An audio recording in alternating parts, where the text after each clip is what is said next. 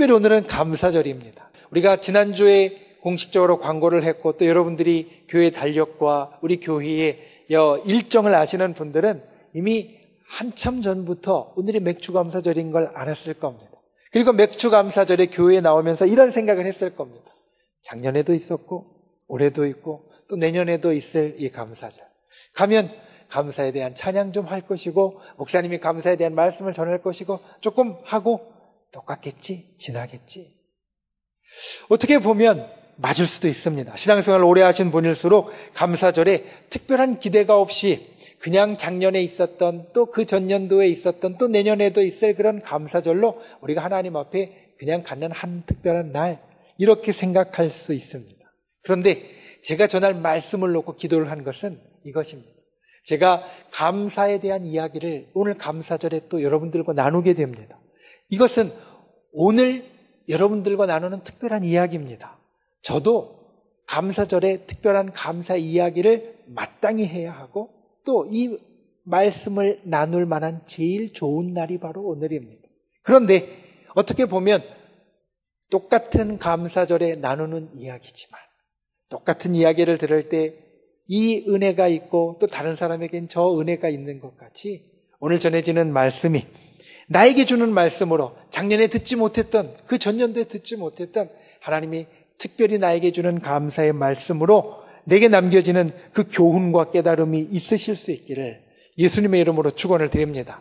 오늘 이 감사절에 우리가 드리는 예배가 작년에 드렸던 감사절의 예배, 그 전년도에 드렸던 감사절의 예배와 똑같은 것이 아니라 오늘 이 예배의 부분을 통하여서 하나님께서 올해만 나에게 특별하게 주시는 그러한 귀한 은혜가 저와 여러분의 심령 가운데 새겨질 수 있기를 예수님의 이름으로 축원을 드립니다.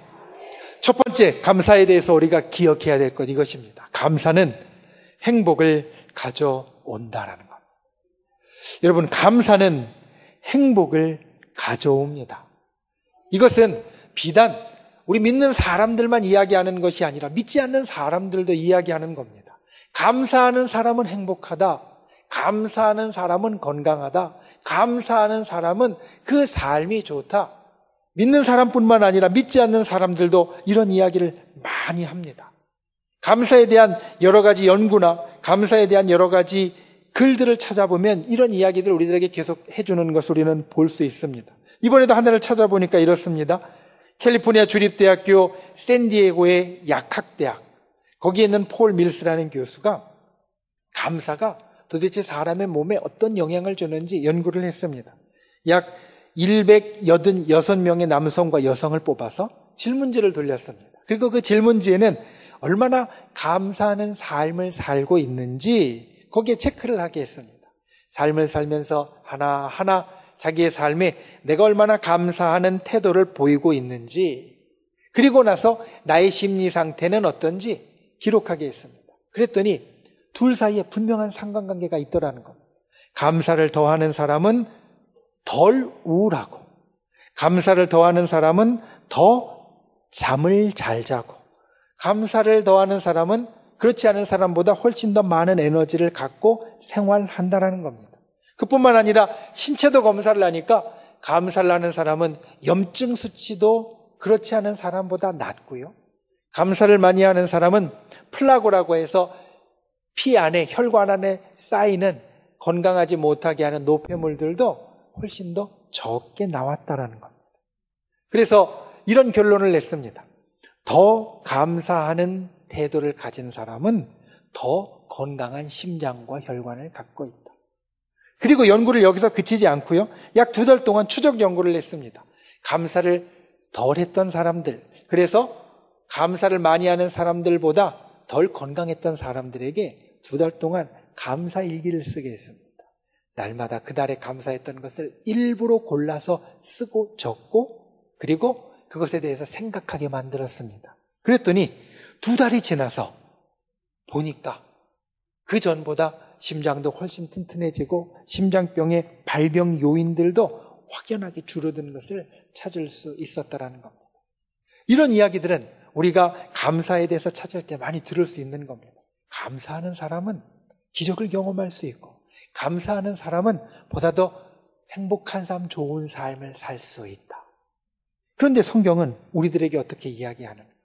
오늘 9절 말씀을 보면 이렇게 이야기합니다. 너희 성도들아 여호와를 경외하라. 그를 경외하는 자에게는 부족함이 없도다. 여러분, 부족함이 없는 게 행복한 삶입니다. 행복에 대한 정의를 보면요, 부족함이 없어서 만족하는 상태라는 말이 꼭 들어갑니다. 행복이라는 것은 세상 사람들이 볼 때 어떤 것이냐면 부족함이 없는 상태입니다. 성경은 그 행복한 상태를 만들기 위해서 이렇게 해야 된다, 우리들에게 해답을 주고 있는데, 오늘 말씀을 보니까 이렇게 이야기합니다.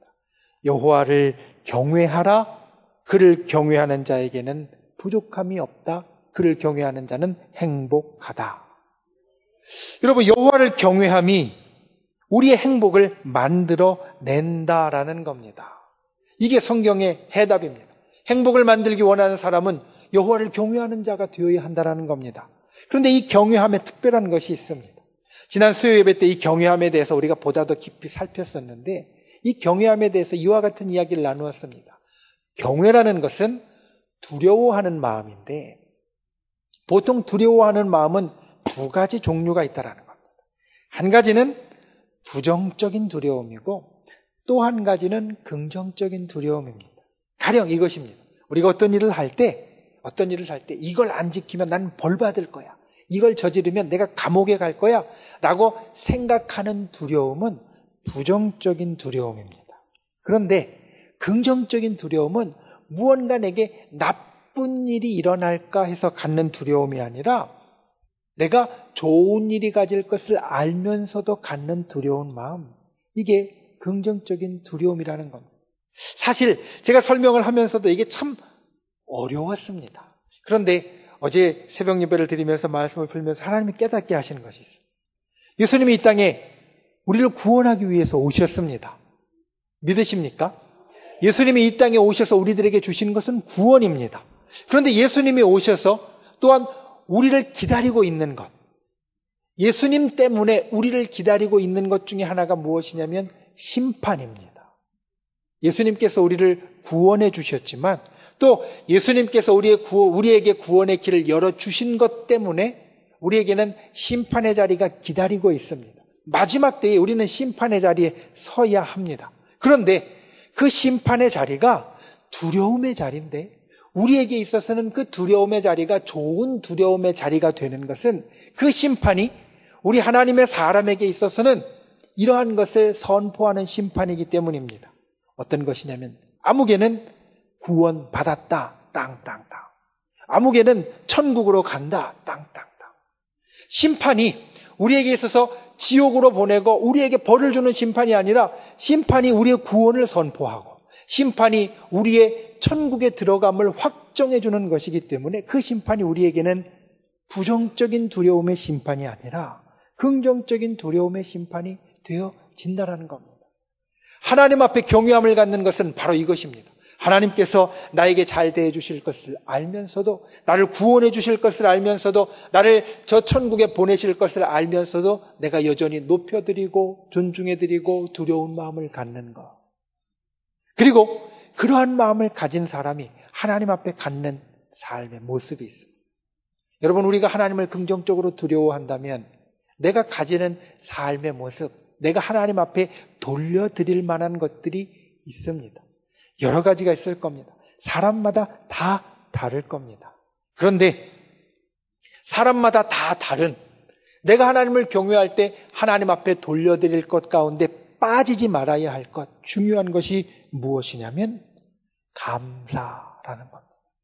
하나님을 경외하는 자, 하나님께서 나를 후대하시고 나에게 좋은 것으로 주실 분이기 때문에 내가 그분을 높여드리고 내가 그분을 존중해드리고 내가 그분을 두려워한다고 하면 그분 앞에 내가 드릴 제일 중요한 것, 나의 모든 것 가운데 반드시 있어야 할, 빠지지 말아야 할 것, 그것이 바로 감사가 된다는 겁니다. 그래서 여호와를 경외하는 자는 감사가 빠지지 않는 자가 되고, 여호와를 경외하는 자는 모든 것에 부족함이 없는 행복한 사람이 되어지기 때문에 감사는 행복을 가져온다는 겁니다. 여러분, 오늘 말씀이 우리들에게 권하고 있는 이것을 꼭 기억하시기 바랍니다. 감사하는 사람이 행복한 사람입니다. 여호와를 경외하는 사람은 감사합니다. 그리고 여호와를 경외하는 사람은 부족함이 없습니다.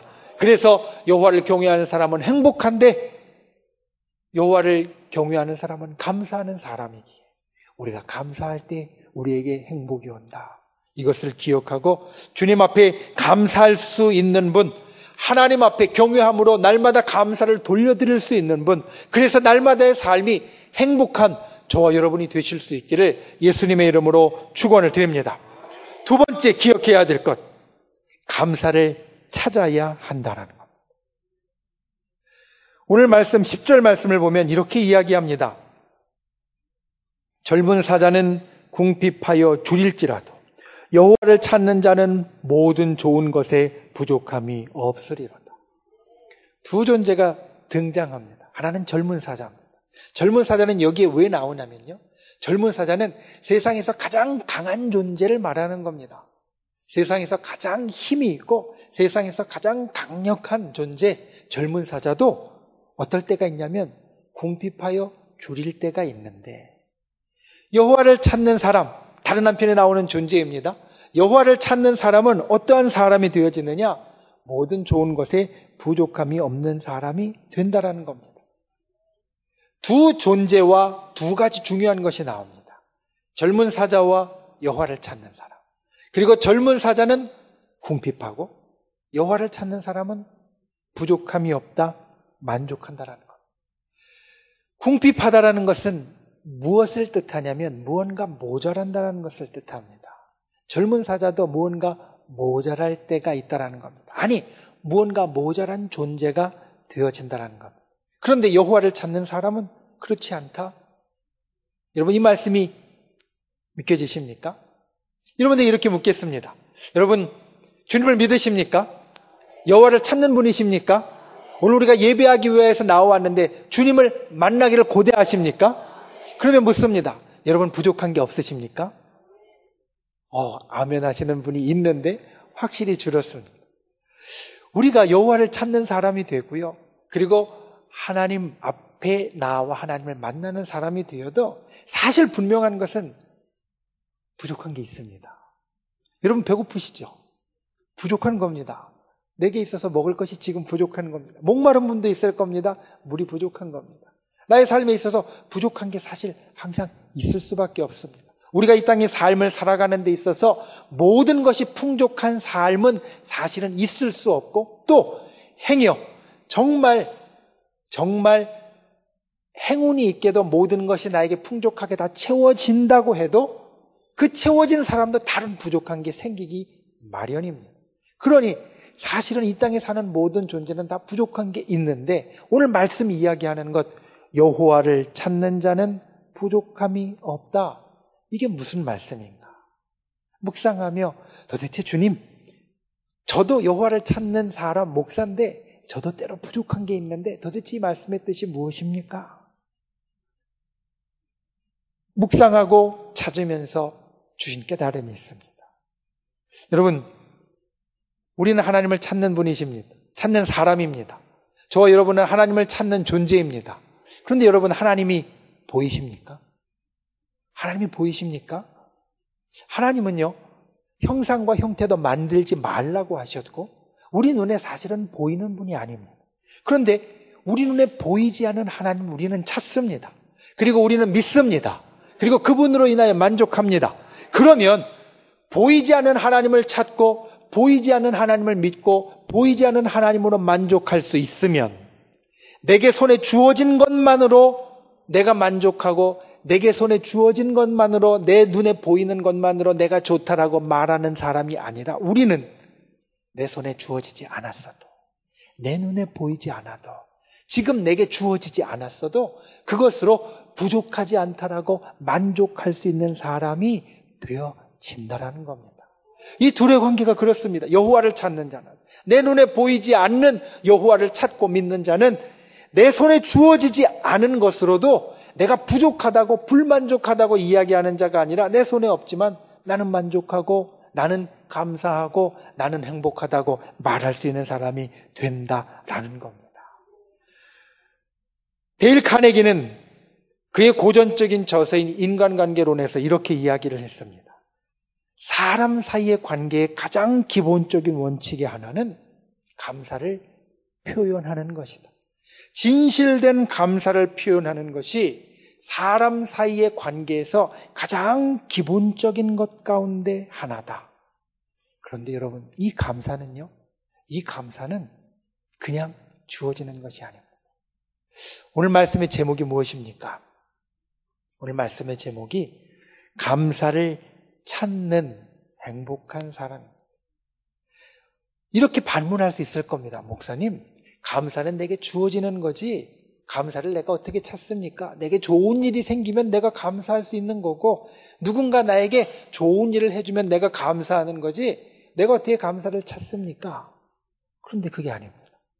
여호와를 찾는 것 같이 우리가 감사를 찾을 수 있는 사람이 되어야 합니다.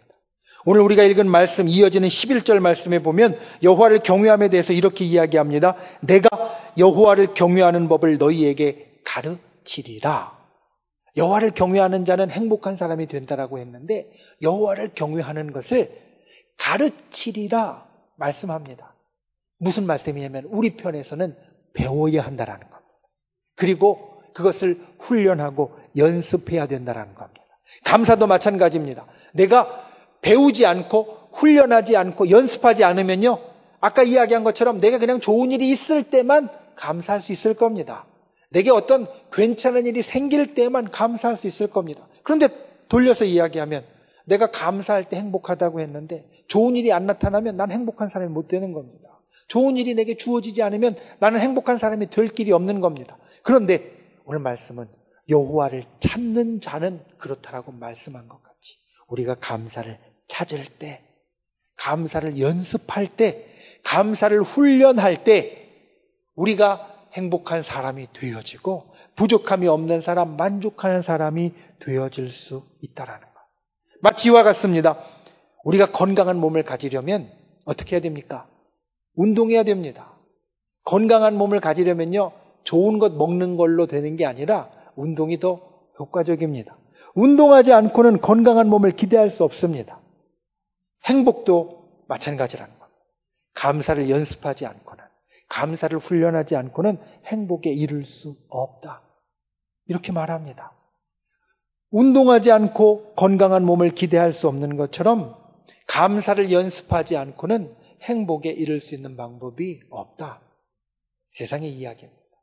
우리가 하나님 앞에 하나님의 뜻대로 행복한 사람이 되기 위해서는 감사를 찾는 사람, 감사를 훈련하는 사람, 감사를 연습하는 사람이 되어야 합니다. 여러분, 그러기 위해서 생각해야 될 것이 있습니다. 첫 번째는 감사를 훈련하고 연습하려면 뭐가 우리에게 있어야 되느냐? 당연한 것에 감사하는 연습을 해야 합니다. 효도에 대해서 이야기하는 공익 광고 가운데 이런 게 있었습니다. 그 멘트가 이랬습니다. 우리는 밥 한 번 사준 선배에겐 고마워 라고 말하는데 매일 밥 해주시는 엄마에겐 이렇게 말합니다. 물이나 줘. 여자친구 생일에는 꽃다발을 건네며 축하해라고 말하지만 엄마 생신날에는 이렇게 말합니다. 엄마 생일이었어? 5분을 기다려준, 내가 5분을 늦게 가서 5분을 기다려준 직장 동료에게는 죄송합니다 라고 사과하지만 평생을 기다려준 엄마에게는 이렇게 말합니다. 왜 나와 있어? 그리고 마지막에 이 광고가 이렇게 마무리 되었습니다. 부모님께 이런 말을 해본 적이 있나요? 고마워요 엄마. 말 한마디가 효도입니다.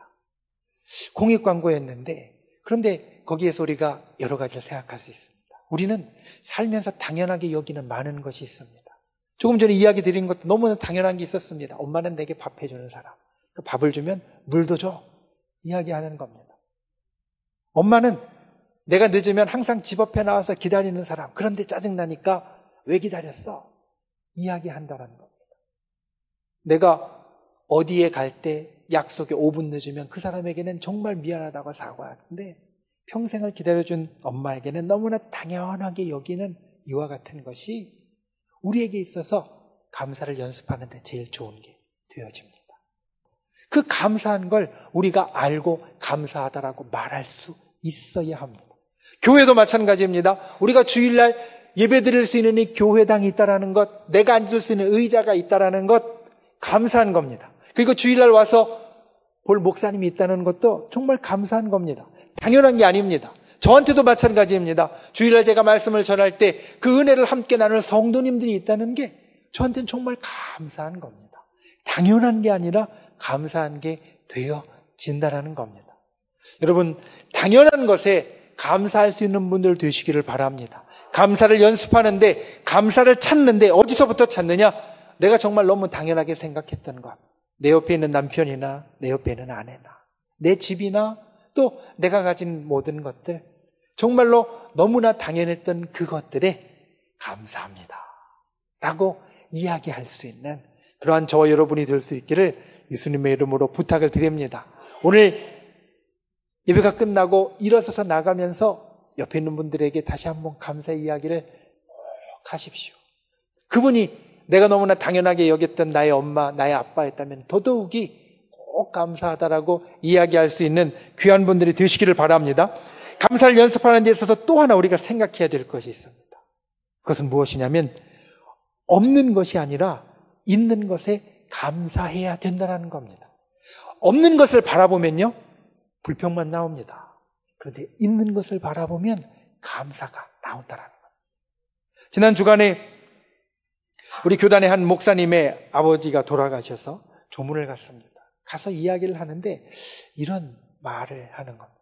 목사님, 저는 오늘부로 고아가 되었습니다.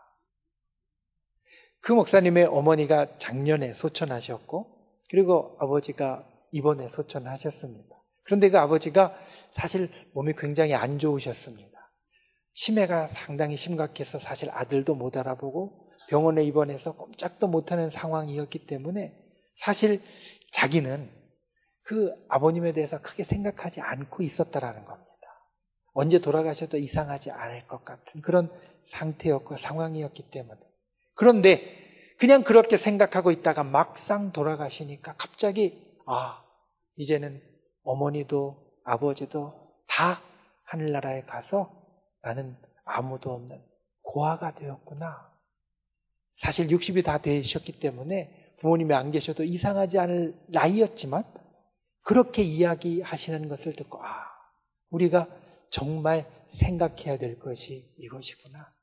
내 아버지가 더 건강했으면, 그래서 내 옆에서 정신도 더 맑고 그리고 멀쩡했으면 없는 것을 우리가 생각할 것이 아니라 그냥 숨을 쉬시며 병상에서라도 내 옆에 계신 것이 감사할 수 있는, 우리가 내가 가지지 못한 것으로 자꾸 찾고, 내가 가지지 못한 것으로 자꾸 바라고, 내가 가지지 못한 것으로 자꾸 불평할 것이 아니라 부족하지만, 그리고 무언가 빠진 것 같지만 내가 가진 것으로 감사할 수 있는 게 정말 나의 삶에 가져야 할 것이구나. 병약한 부모님이시지만 계시다는 것만으로도 나는 고아가 아니야, 감사해 라고 생각할 수 있는 것처럼 내가 가지지 못한 것을 바랄 것이 아니라 내가 가진 것으로 감사합니다 라고 연습하는 것이 우리의 삶에 있어서 감사의 연습, 감사의 훈련에 정말 중요한 게 되어진다는 겁니다. 저 여러분이 이와 같이 감사할 수 있는 분들 되시길 바랍니다. 없는 것을 찾을 것이 아니라 있는 것, 가진 것으로 감사하고, 그리고 거기에서부터 나의 감사가 훈련되고 연습되어질 수 있는 그러한 귀한 분들 되실 수 있기를 예수님의 이름으로 축원을 드립니다.